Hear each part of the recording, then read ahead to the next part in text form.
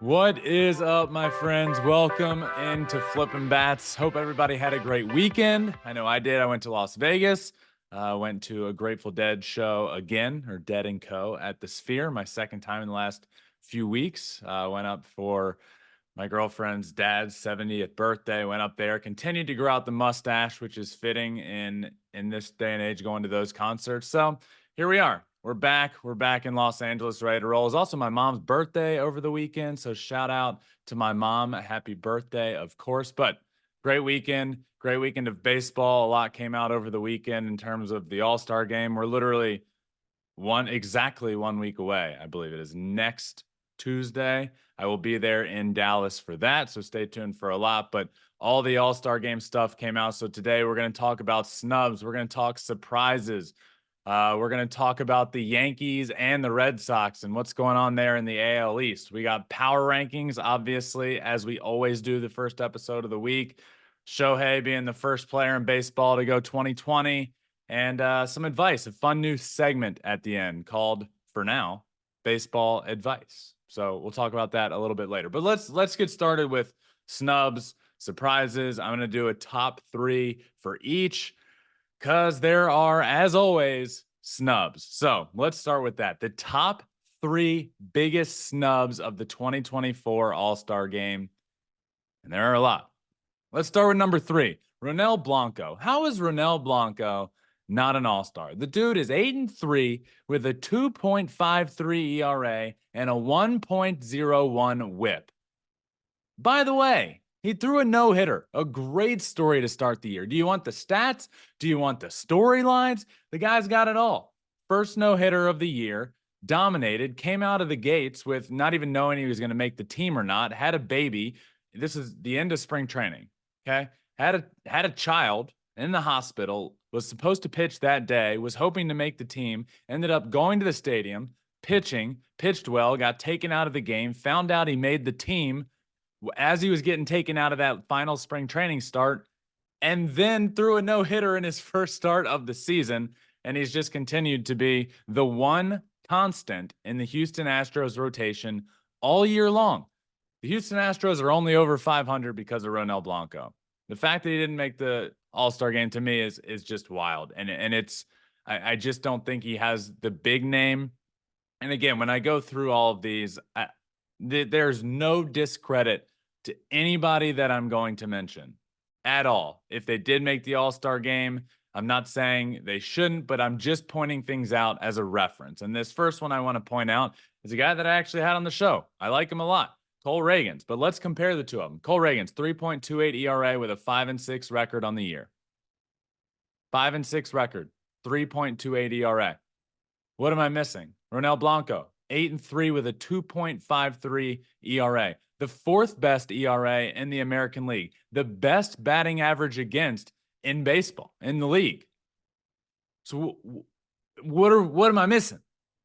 A fantastic season, a fantastic story, a no-hitter, great stats. I don't know what I'm missing there, but Ronel Blanco is, for me, number three on my top three snubs for the 2024 All-Star game.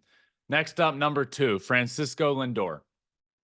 First Mets player in history to have 25 doubles, 15 homers, and 15 stolen bases, at least, prior to the All-Star game. In history. He and Bobby Witt Jr. are the only shortstops in history to do this, ever. Both of them did it this year. But Francisco Lindor, not an All-Star. He ranks fifth in the National League in WAR. Overall, fifth. Every other person in the top 10 is an All-Star. Let's start at the top. Shohei Ohtani, Elly De La Cruz, Bryce Harper, Ketel Marte, Francisco Lindor at 5, Mookie Betts, Freddie Freeman, Will Smith, Jurickson Profar, Christian Yelich. But Francisco Lindor doesn't make the cut. The lone the Mets representative is Pete Alonso, which confuses me in its own right. Francisco Lindor should be an All-Star. Stats alone say that he should be an All-Star. But then Pete Alonso, who has the 11th best WAR on the New York Mets, is their representative That one confuses me. Francisco Lindor should be the rep, and forget, well, every team has to have a representative, so the Mets should be Francisco Lindor. No, screw that. Francisco Lindor is an all-star, should be an all-star, and it's just flat out wrong that he's not in the game this year. So I don't know what more he has to do. I guess not have a slow April, but stats are stats. When you chalk them up at the end of the first half, who's the best players in baseball? Well, Francisco Lindor is top 5 in the National League in WAR, and in my opinion, is a big snub of this game. All right, but Lindor is not my top snub for this year. My number 1 snub for the 2024 All-Star Game is Christian Walker. This one baffles me. And we can go in any single direction with this. I can talk about statistics. I can talk about his defense. I know you don't really talk defense when you talk All-Star Game, but he's great over there at first base. He's having a great year offensively. He's the new owner of Dodger Stadium because he absolutely rakes there. We can talk about any of that. But I want to talk about the direct comparison of him and Pete Alonso. Christian Walker is by far better in every single offensive category than Pete Alonso this year. It truly baffles me that he is not an all-star. He should be. He is becoming, I've said this for years, that Jose Ramirez is the most underrated player in the game of baseball, but I'm starting to think that answer here soon is going to be Christian Walker. This guy is unbelievable. He has been for a while. He's only continued to get better. He's a Gold Glover over at first base. He hits a bunch of homers. He's over 20 homers so far this year. You can't find me. You can't find me 3 or 4 better first basemen in the National League than Christian Walker. You just can't. And he was asked about it when he was officially snubbed and said it stings a little bit, but it is what it is. Those guys deserve it. Nothing but credit to them. To be honest, I got the support and the respect of my teammates and my peers and my coaches, and nothing else really matters. So he's saying the right things. And that is, that's true. That's great. But I will sit here and say that we got it wrong. Well, not even we, because we, the people, pick the starters. We don't pick the reserves. And this was a snub of Christian Walker. Absolutely an all-star player, deserves to be there. Still a chance, obviously, with everything we talk about. There's going to be people that drop out or don't go, and then different reserves get put in, especially on the pitching side of things. But this one is a big miss. Number 1 snub of the 2024 All-Star Game is Christian Walker. So my top 3, Ronel Blanco of the Houston Astros, Francisco Lindor of the New York Mets, and Christian Walker of the Arizona Diamondbacks. A few honorable mentions before we move on. Josh Smith, great year for the Rangers. Willie Castro with the Twins, been really good. Brandon Nimmo with the Mets. Anthony Santander with the Orioles. Christopher Sanchez. Taylor Scott with the Astros. I know relievers are tricky and finicky when it comes to the All-Star Game. Oftentimes it's a middle relievers, certainly, but still closers. Oftentimes it's bigger names on bigger teams, but screw that. Taylor Scott, the Astros aren't over 500. The Astros are even worse this year without Taylor Scott. He's been a top 3 reliever, top 3 middle relief pitcher in all of the American League. Craig Kimbrell and Kenley Jansen, names I'd like to mention. Again, not to discredit anybody that made the All-Star Game.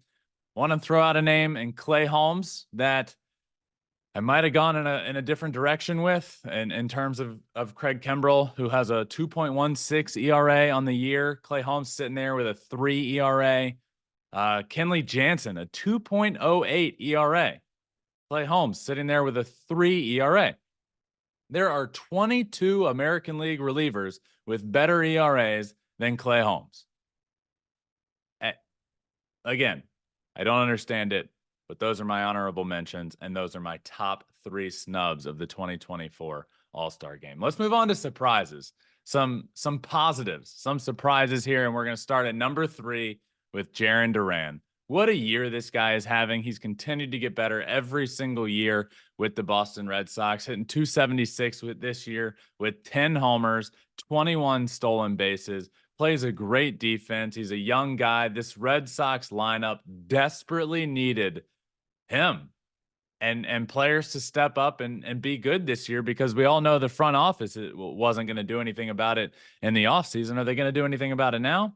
I don't know. We'll talk about that in a little while. But Jarren Duran has been great leading off for the Red Sox. And, he was asked if he expected in his life, in his career, to be an all-star. And his answer was really cool. He said, truthfully, no.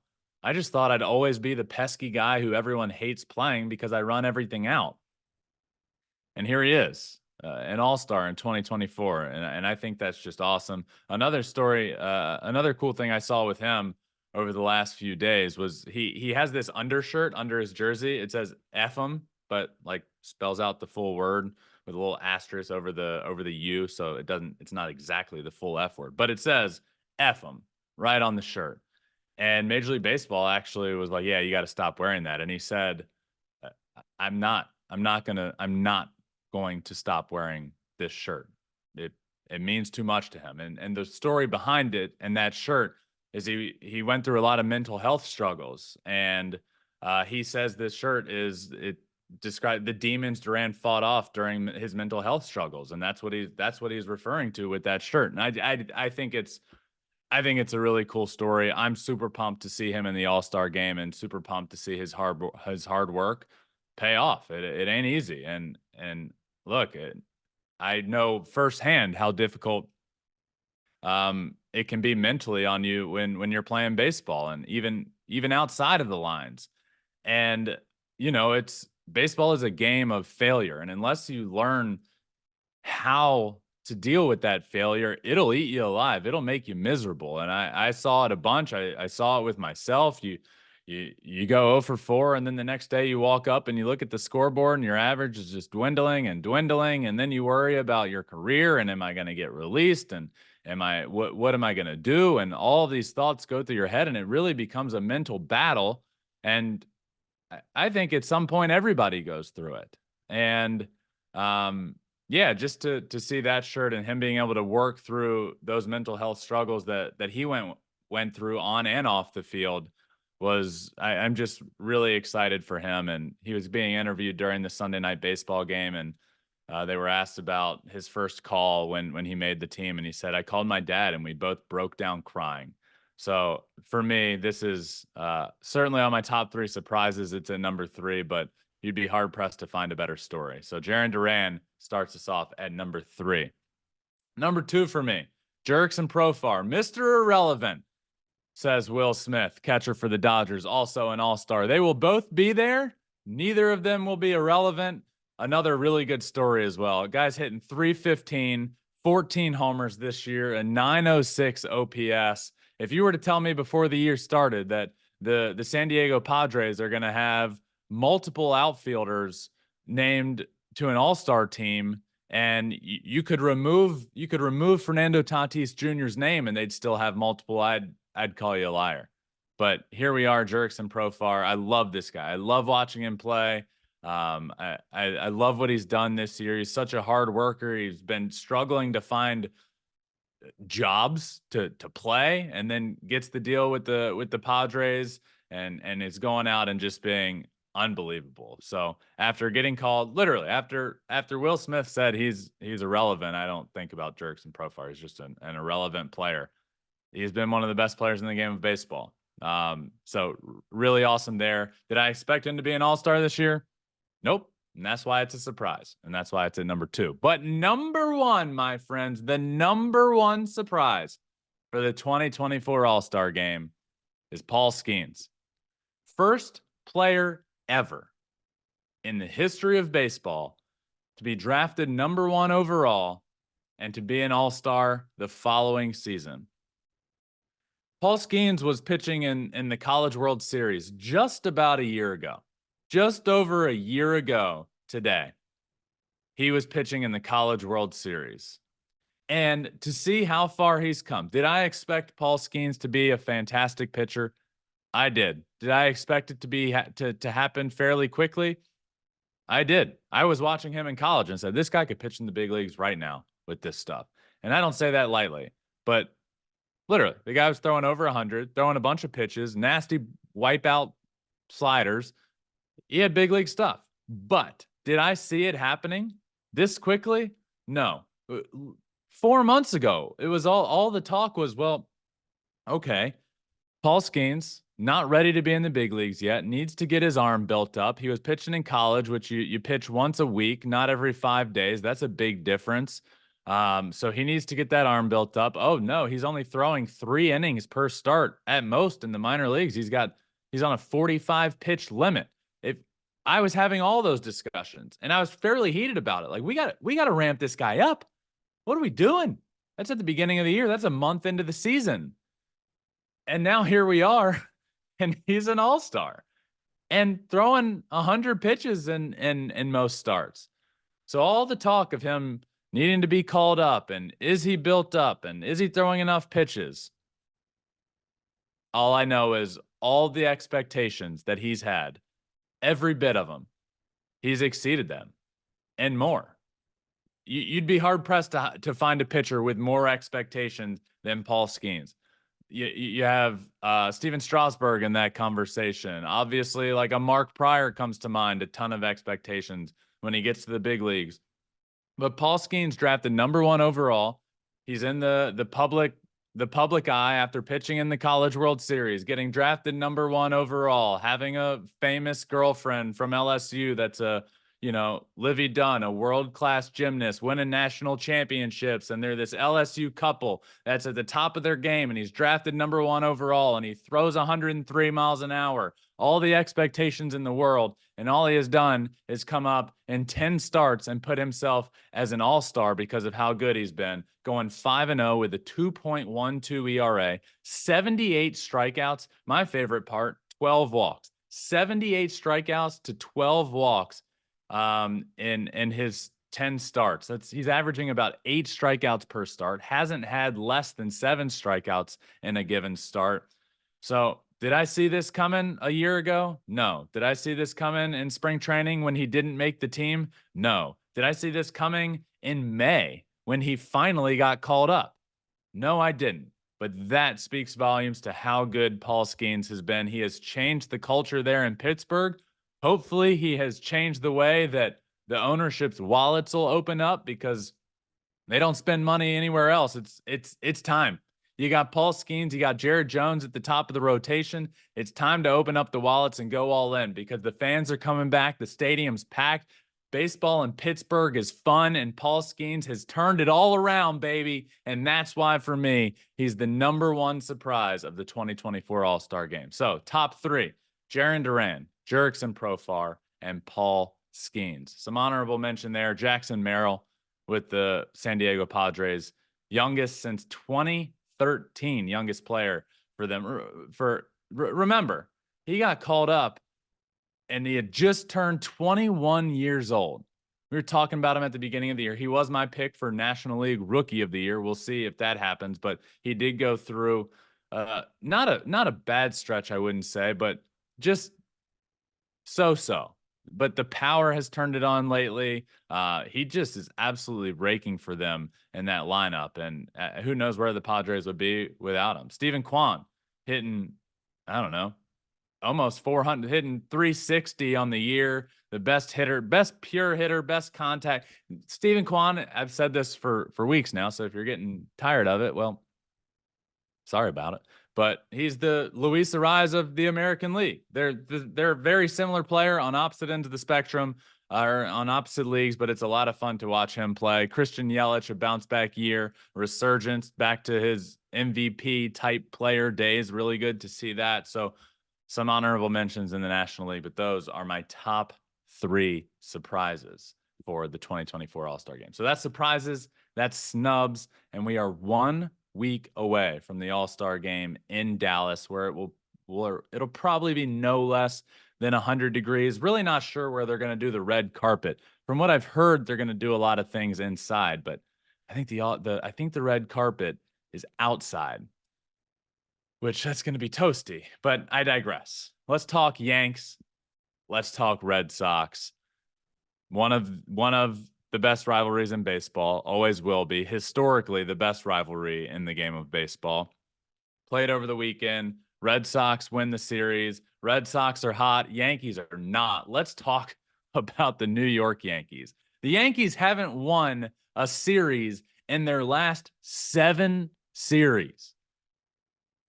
Not won a series in their last 7. Haven't won back-to-back games since June 11th and 12th. We're talking about a month. Haven't won back-to-back games. That's terrible. They're 3-10 since Giancarlo Stanton went down, but 5-15 in their last 20, which is the worst stretch in baseball. It has been bad all around. I look at them. I watch them play. They played a game against the Reds last week in which they had J.D. Davis batting 4th. I like J.D. Davis. Not the 4-hole guy for the New York Yankees. Again, Soto and Judge, the best 1-2 punch in all of baseball. But outside of that, you start 4 through 9 in that lineup is not putting together a lot of competitive at bats. And I just look at this team, and we can criticize the front office, and I've continued to say, look, this team, I love the addition of Soto. I think they're a good team. I think they're a playoff team. All of that is true. I really do.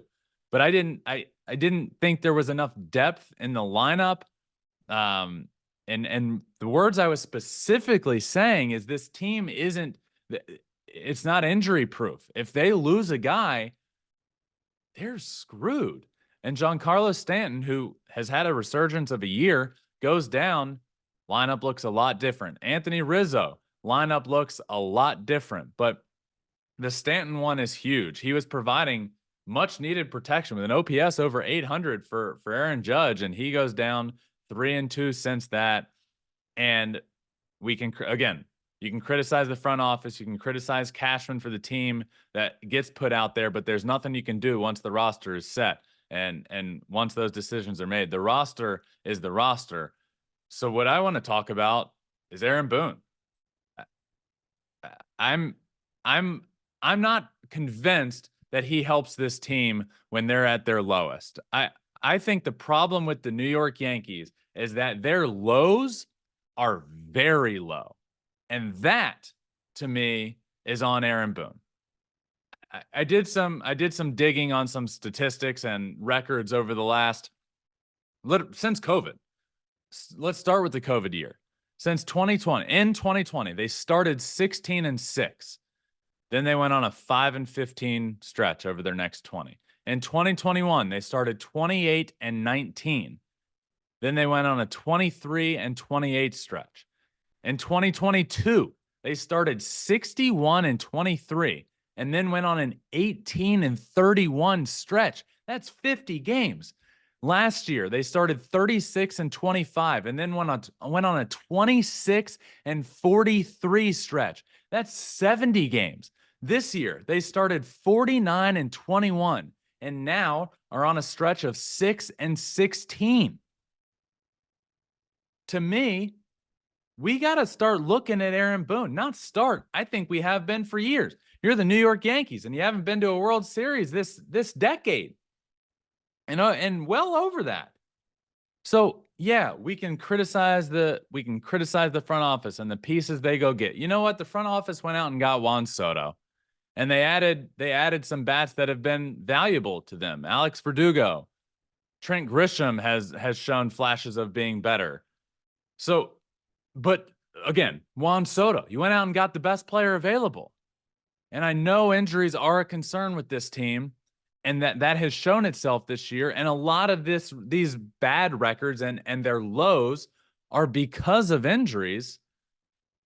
But at a certain point, injuries are going to come up. Injuries are going to happen. And teams have to find ways to get through them. And I don't like calling out. I definitely don't like calling out managers for their jobs. And I don't think that's the case here with Aaron Boone. But I will call out a manager when I think it needs to be. And I just think there's a way. The lows are too low for the New York Yankees, and things have to change. And I think Aaron Boone can be a big part of that change, but it can't continue like this for the New York Yankees, especially with this team, with this roster. Luis Gil has been, who knows where this team is without Luis Gil, especially with Garrett Cole being out. Luis Gil stepped up and put himself in contention for American League Rookie of the Year. Then Garrett Cole comes back, and again, they're well below 500 since Garrett Cole has come back. They're dealing with injuries on the offensive side. I understand that, but the problem with the New York Yankees is that their lows are very low. They're a good team with a good roster, but they don't know how to cut their losing streaks short. Once they get into that losing streak, it's a snowball effect, and it just seems to get worse and worse and worse. And you're the best team in baseball. Next thing you know, you're neck and neck in your division. Next thing you know, you're in second place in the division. Next thing you know, you're playing a series with the Red Sox, who nobody believed in this year. And then you're losing to them, and they're creeping up on you in the standings.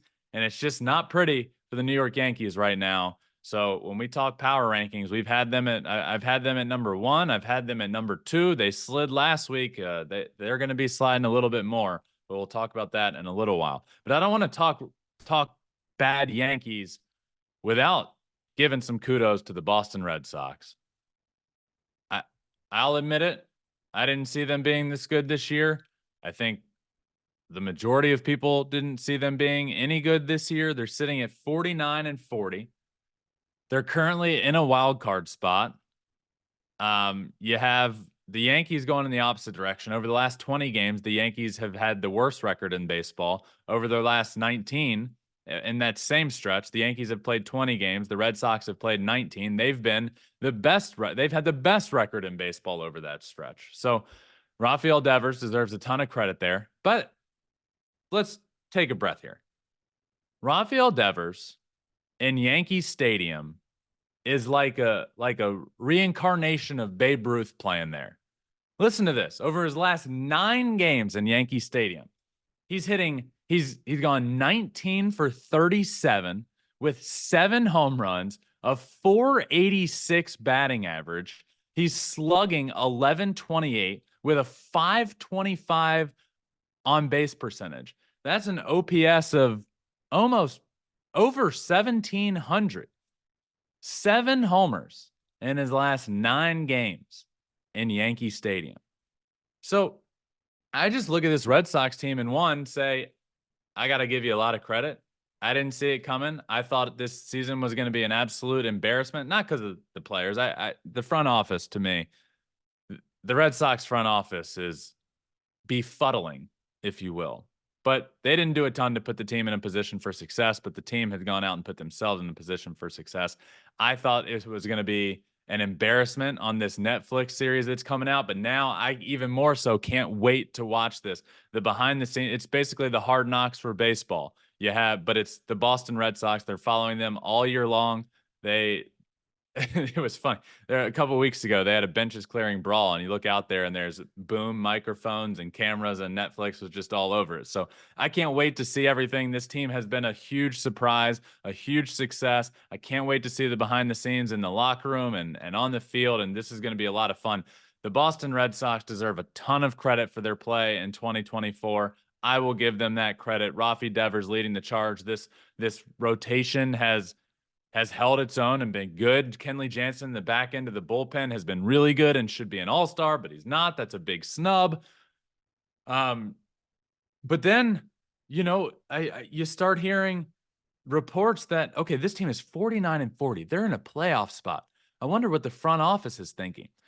The front office is still uncertain if they're going to be buyers or sellers at the trade deadline.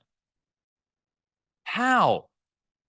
Man, I get so pissed off at some front offices in the game of baseball. What are we doing? I was going to bring up the documentary. Screw the documentary, but that's a cool thing happening for your organization. But you have an obligation to the city, to the players, to the fans. You have a team that's damn near 10 games over 500 in the middle of July. You're in a playoff spot, and you can't even come out publicly and say, what an exciting year. Pack the park, Fenway Park. I want to see you sold out as you have been for a long, long time. I want to see this place packed. We're going to go for it. We're going to go get some pieces. We're not going to go crazy. We're not going to deplete our farm system, but we're going to go get some pieces that are going to help us make a playoff push this year. We know what we need. We know we need some rotation help. We know we could use some lineup depth. We know where our needs are, and we're going to go address those at the trade deadline. And we're going to be a team that's going to get to the playoffs, and we're going to try and make some noise in the playoffs. But no, you can't. We can't get that. We hear we're still uncertain. We're still uncertain. What are you uncertain about? Your team's great. Surprisingly, go for it. You know what? Not only what that would mean to the fans, but the players in the locker room. Do you know what that would mean and what that does mean to an organization or to players in the locker room? That, man, yeah, we heard the noise. We weren't supposed to be very good this year, but look what we're doing. We got Jarren Duran, an all-star. Guy plays as hard as he possibly can. Center fielder, first-time all-star. Calls up his dad. They're both in tears that he's an all-star. Never thought in his life he would be an all-star. Just thought he was a pesky player that nobody would want to play against. No, he's an all-star. You got Rafi Devers putting up MVP numbers at Yankee Stadium in his prime. You got a rotation that's been better than expected. You got Andrew Bailey, pitching coach, putting together a team ERA that nobody expected. And you can't even come out publicly and say we're going to go for it. In fact, you do the opposite and say you're still uncertain. Give me a break. So annoying. I'm so impressed with the Boston Red Sox this year and what they have done on the field. And they deserve nothing but tons and tons of credit for where they're at right now. Can I guarantee they'll make the playoffs? Do I think they'll make the playoffs? I don't know. Can't guarantee it. Are they due for a downfall? I don't know. But who cares? Who cares? To this point, 49-40 entering this new week. Fantastic year so far. Go for it. Go for it. Kudos, a lot of credit due to the Boston Red Sox. But we got a good series over the weekend. Red Sox win another series. Yankees haven't won a series, and in their last 7 series, haven't won back-to-back games since June 11th and 12th. Absolute madness going on in the AL East. Let's talk NL West. Let's talk Shohei Ohtani. One, happy birthday. Dude turned 30 years old. 30. And he's the most talented player the game of baseball has ever seen. First 2020 guy this season. Stole his 20th bag over the weekend. So he has 20 stolen bases, sitting at 28 homers. One, at the beginning of the year, I was when I was talking about Shohei, one thing I was adamant about is, look, I know he's not pitching this year, but we're going to see a different side of Shohei. He's not going to be able to play defense. I know that, but we're going to see him steal a lot of bases. One thing that every player that I've ever talked to, when we talk Shohei, says, man, yeah, I know. He rakes. He's got more power than I've ever seen. He throws 100. He's a nasty pitcher, but we don't talk about his speed enough. Everyone says that. Everyone. So to me, it was a no-brainer. We're going to see him steal more bases this year. We're going to see him. Why not? He's not pitching. Doesn't need to save his legs. He doesn't need to get ready for his next start. He doesn't need to get ready to head back out to the mound when he gets off the bases. So why not? His career high was 26 stolen bases. He's sitting at 20 right now. What could he end at? I don't know. 40-40? I think you know what? This will be a BVG. And I know we're a little over halfway through the year, but I'm going to go out on a limb. BVG, Ben Verlander guarantee. Shohei Ohtani goes 40-40 this year. 40-40 is just a rough number. It could be 50-40. Shohei Ohtani will go 50-40 this year. He's sitting at 28 homers, so stealing 20 bases, a little bit behind that 40 pace. But if I know Shohei like I do, and if anybody's been watching, the second you put a challenge in front of him and a goal in front of him, he's going to go get it.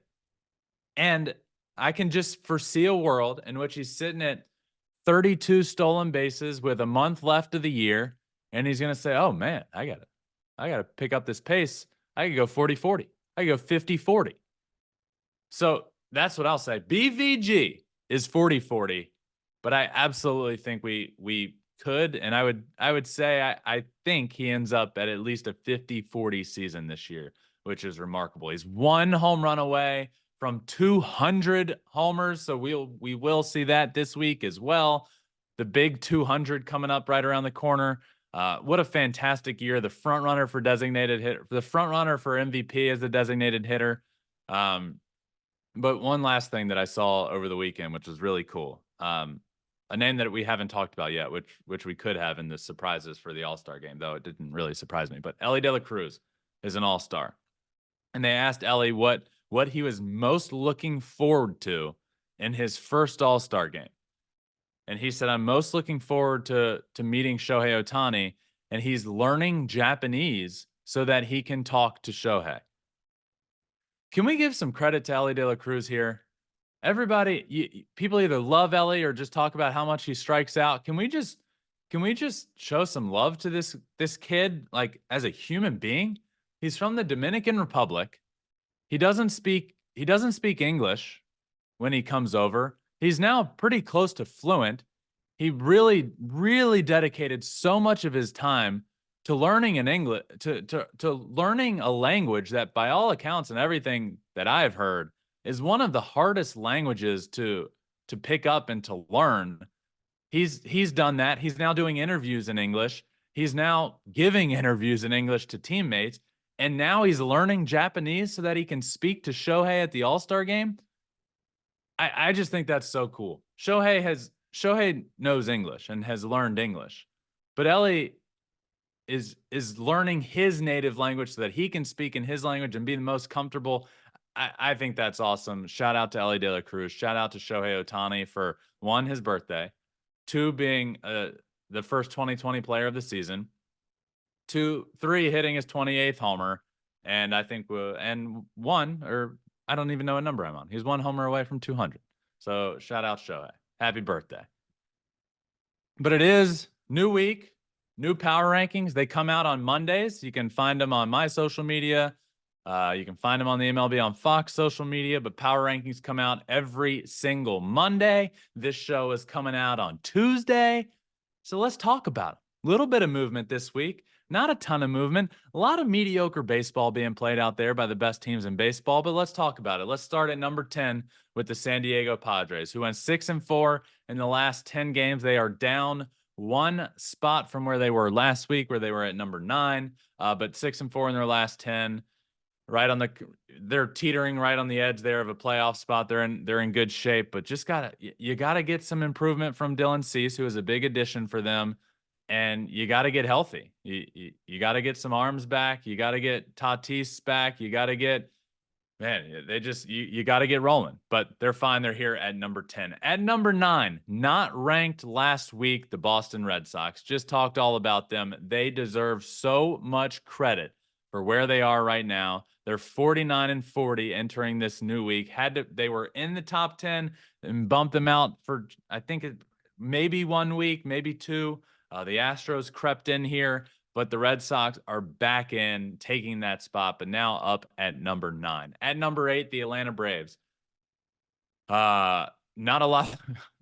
This is where things get really mediocre for the rest of the teams. 5-5 in their last 10 games, just treading water. Not a lot to talk about here. The Braves staying put at number 8. At number 7, the New York Yankees. Down 2 spots. Worst record in baseball in their last 20 games. 3-10 since Giancarlo Stanton went down. 5-15 in their last 20 games. Luis Gil has lost 4 straight starts. That's been a real tough watch lately. Great start to the year. Really bad last month or so. Anthony Rizzo being out. The injuries are a problem, but so is the offensive output they're getting from everybody in the lineup, not named Juan Soto and Aaron Judge. Honestly, Juan Soto, even over the last 15 games or so, has been in a rough patch, but overall a good season. Anthony Volpe, pretty good season as well, but man, 4 through 9 in that lineup right now is just not competitive.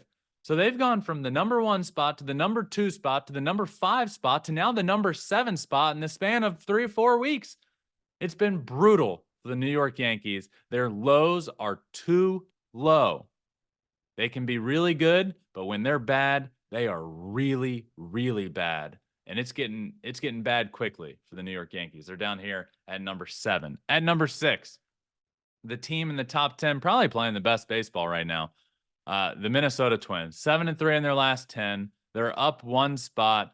They got fantastic production coming from places in the lineup that you didn't really expect it. Willie Castro. Not only would I say could have been an all-star, dare I say should have been an all-star. Joe Ryan should have been an all-star.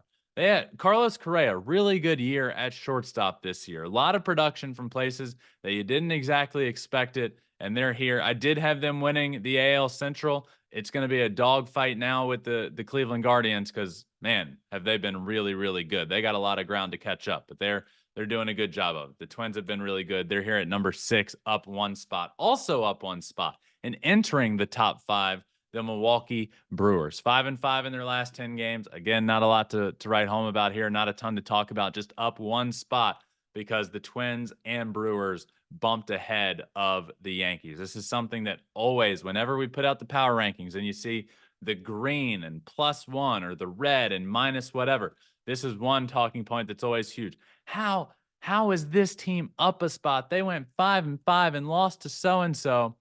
No, they are up 1 spot because the Yankees went down 2. Naturally, somebody's got to go up if somebody's going down. That's the way the cookie crumbles. Let's keep rolling. Number 4, the Los Angeles Dodgers, also 5-5 in their last 10 games. Losing that series to the Arizona Diamondbacks. Christian Walker owns Dodger Stadium. Dare I say Dodger Stadium is now Christian Walker Stadium. We'll think of a catchier name. Just thought of it here in the moment.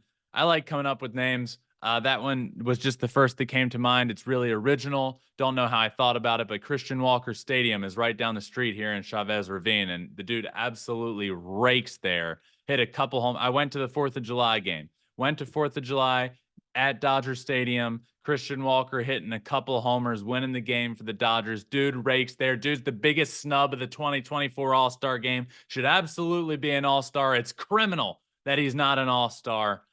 What was I talking about? The Dodgers, number 4, mediocre baseball, staying put. Number 3, Cleveland Guardians. Again, 5-5 in their last 10 games.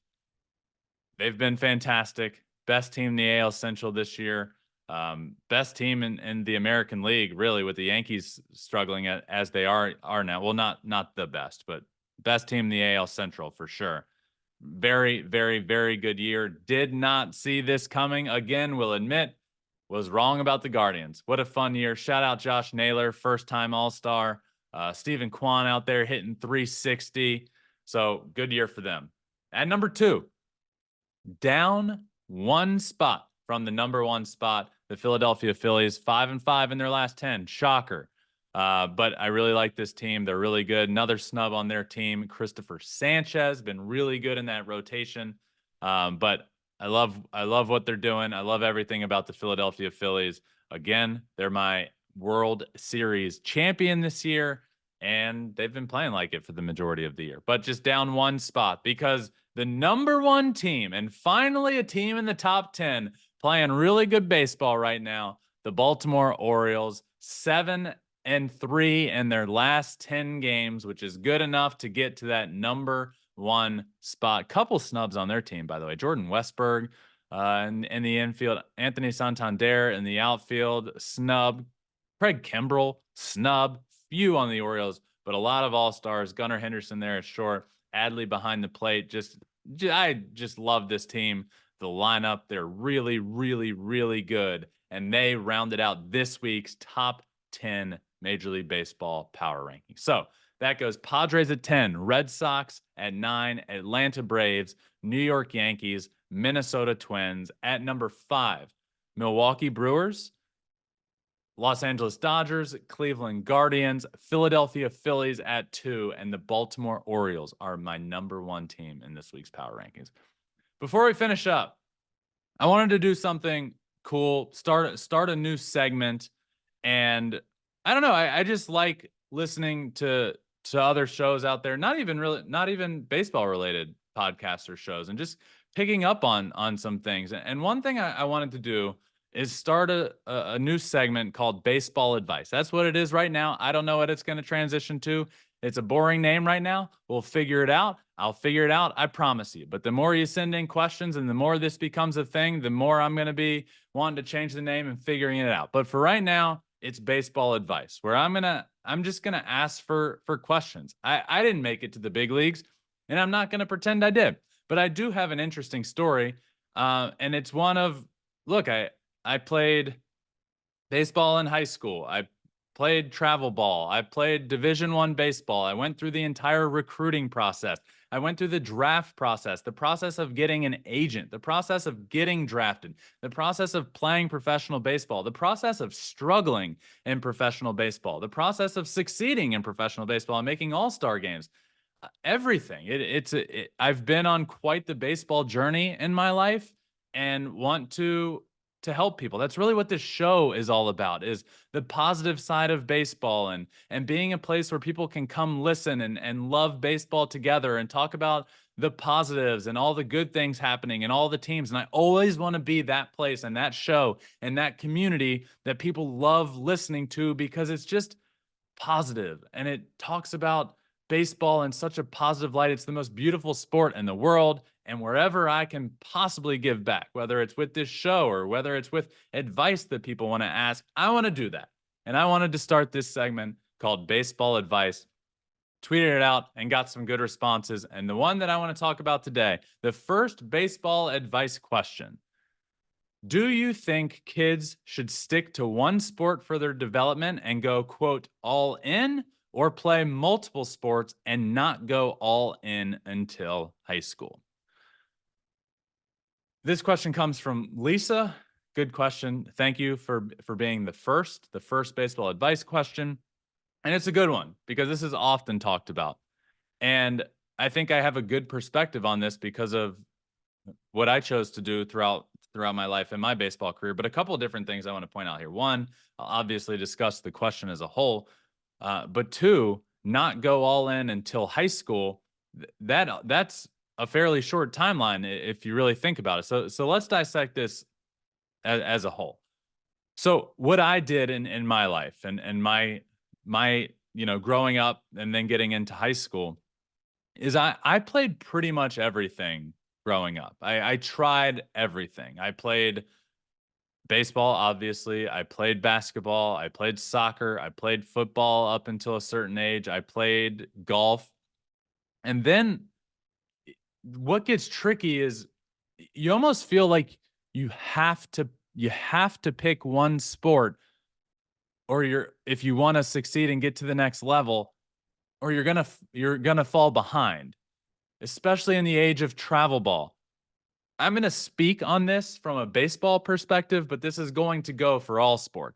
But with the way travel ball is set up now, you feel like you're falling behind if you go do something else. Well, there's fall ball, there's summer ball, there's little league, there's middle school ball, there's high school ball, then there's Legion, there's everything. If you want to play baseball all year round, you can. And you'll be told that you should.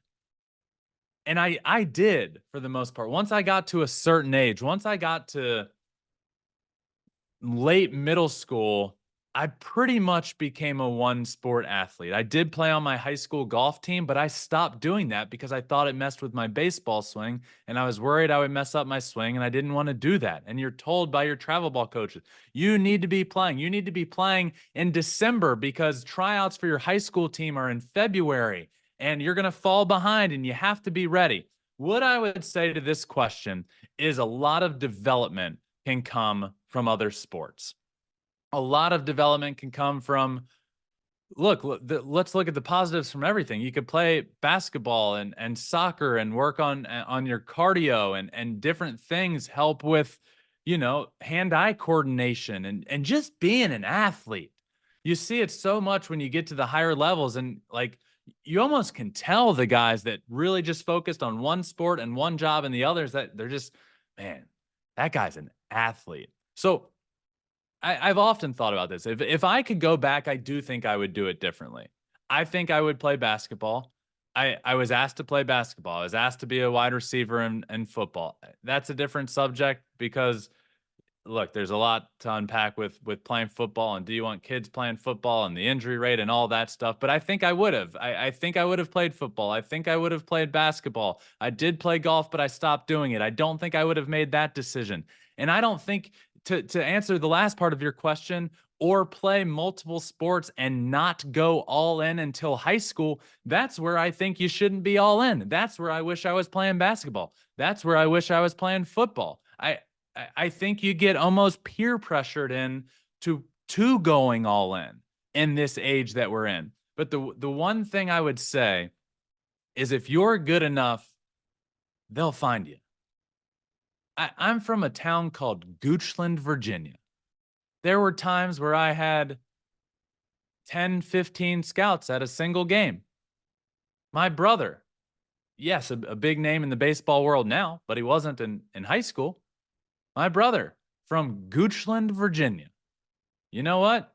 There was a game in good old Goochland with tons of Major League Baseball scouts and tons of college scouts, and vice versa for me, and vice versa for one of my best friends, John Hicks, who played in the Tigers organization as well and played for a bunch of teams in the big leagues. If you're good enough, they'll find you. Let your body develop. Be an athlete. That's my best advice. Be an athlete. And if you focus on one singular thing, I don't think it allows you to be your best possible athlete. That's my first baseball advice for you. Thank you for that question. I appreciate that. I think I'm going to enjoy this segment. Again, send in any questions. I want to talk. I can talk recruiting, swing advice, and this can be from parents. This can be from kids. If you want advice on your swing, send it in. We can talk about it. If you want advice on recruiting, on making your high school team, on what college to choose, how to choose it, literally anything you can think of, send it in. I'll talk about it. I'll give the best advice I possibly can, and just continue to be involved with this community that I love so much. I want to give back to this game in every single way possible, and I love that we have the community that we do here. So thank you all for listening. All-Star Week coming up. We are 1 week away from the All-Star Game, from the Home Run Derby. Derby's going to include Bobby Witt Jr., a new addition. I love that. But he's joining Gunnar Henderson. He's joining Pete Alonso, and he's joining Alec Boehm. Bobby Witt Jr., leading Major League Baseball in hits, by the way, and he is going to be joining this Home Run Derby. I love it. I feel like we got into this weird narrative for a while of players saying, I don't want to mess up my swing. You kidding me? We're in the age of launch angle. Go up there, join the Home Run Derby, rip it and rip it, and show the world how much pop you have. I love this. It ain't going to mess up your swing. Bobby Witt Jr. is a stud. Gunnar Henderson's a stud. I love that we're going to get to watch these guys in the Home Run Derby. That is next Monday. The All-Star Game is next Tuesday. We have this episode today. We have Saturday with Smoltz coming up again. We had it last Saturday, or a few days ago, Saturday. We talked about Willie Mays. We talked about Paul Skeens.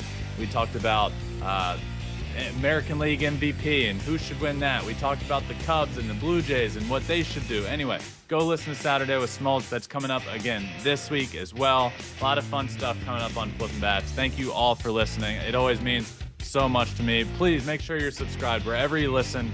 Apple, Spotify. If you're watching on YouTube, hit that subscribe button. That really helps. It is free to do so as well. And so is following on all social media. We put really cool stuff out there on Twitter, Instagram, Facebook, on TikTok. So Flippin' Bats Pod everywhere that you can possibly follow. But that does it for this Tuesday episode. Until next time, my friends, remember, find your bat and flip it.